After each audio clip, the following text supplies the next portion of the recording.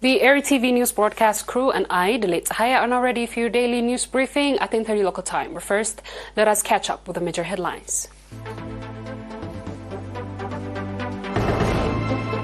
Training on agricultural activities without soil in Gashbarka region. 8th grade national examination results are out. Gabon officers declare military coup.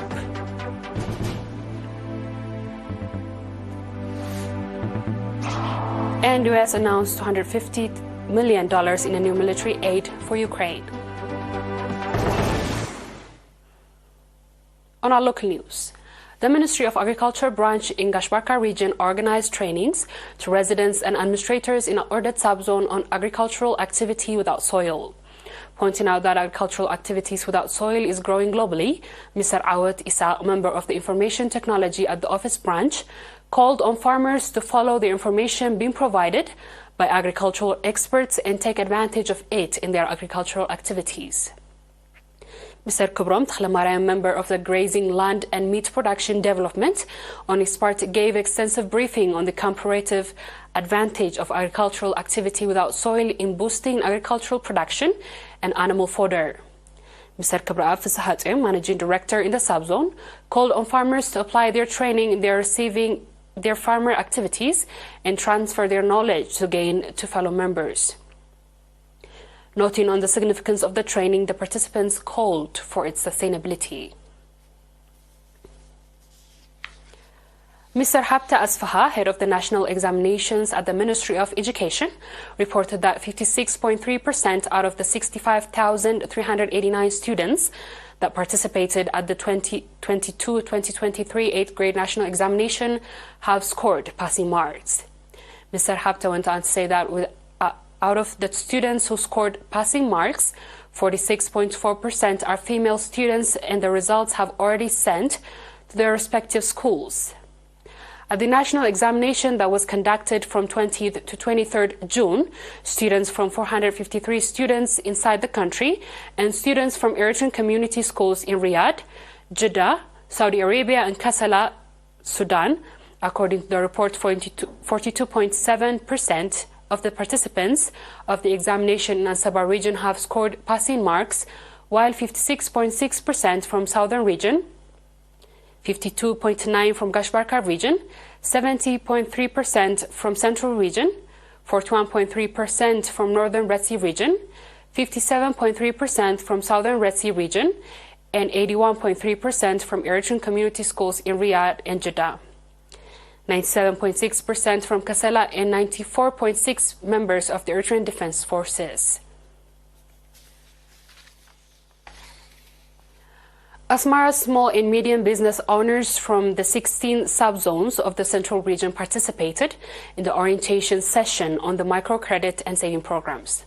Mr. Tafla Asmaram, the program manager, praised the subzonal administrator for their support in the implementation of the program's goals, indicating that the microcredit saving program is considerably aiding for the betterment of the number of the low-income households.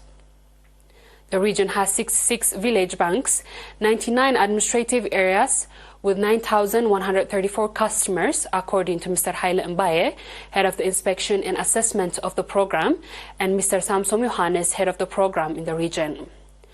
They added that during the previous 6 months, the program had disbursed 23.4 million nakfa to 1,000 consumers and occurred to 23.5 million nakfa in loan repayments. Administrator of the Central Subzone in Asmara, Ms. Hiwat Mogos, urged the public to take advantage of the initiative in order to enhance their standards of living. Dear viewers, we'll be back with the international news shortly. You stay tuned.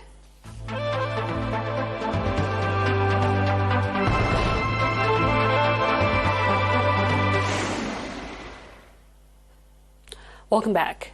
The military officers in oil-producing Gabon said they have seized power on Wednesday and had put President Ali Bongo under house arrest, stepping a minute after the Central African State Election Body announced he had won a third term. The officers who said they represented the armed forces declared on television that election results were cancelled, borders were closed, and state institutions were dissolved after a tense vote that was said to extend the Bongo family more than half a century in power.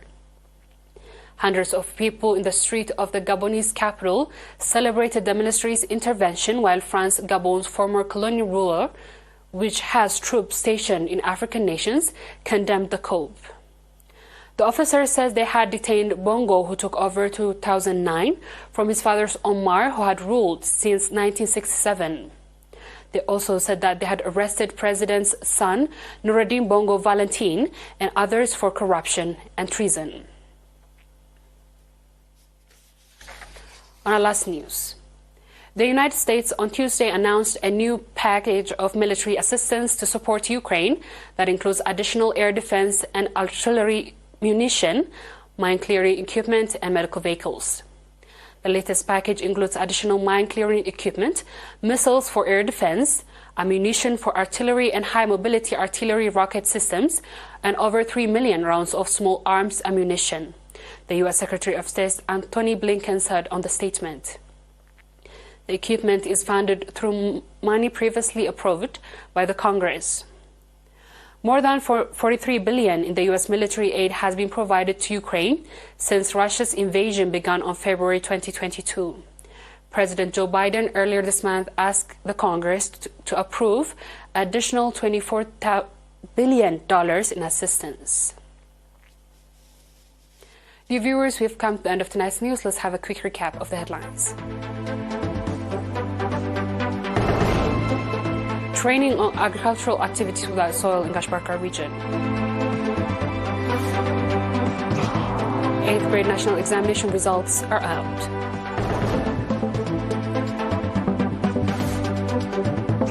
Gabon officers declare military coup.